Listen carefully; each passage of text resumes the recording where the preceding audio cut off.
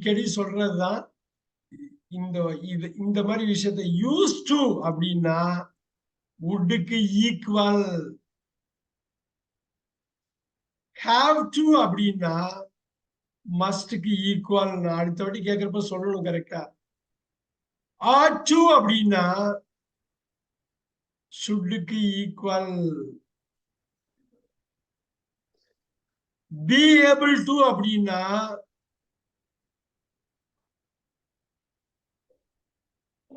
கேனுக்கு equal.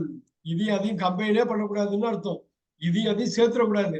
இதை எடுக்கணும், அந்த ஸ்ட்ரக்சர் அப்படியே தூக்கிட்டு இதுல போடணும்.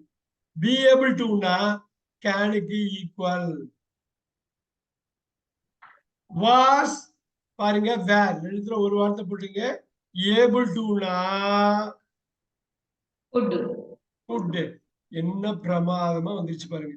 இதை வச்சு நீங்க ஏகப்பட்ட மாடல்ஸ் சொல்லுவாங்க, ஏகப்பட்ட கொஸ்டின் கேட்பாங்க நிறைய எக்ஸாம்ல. இந்த தெளிவான புரிதல் அடிச்சு தூக்கிட்டு போயிட்டே இருக்கலாம். Use to would, have to must, ought to should, be able to can, was or were able to could. இப்ப பாருங்க, யூஸ் டு வழக்கம், கட்டாயம், வேண்டும், முடியும், முடிந்தது. நல்லா பாருங்க,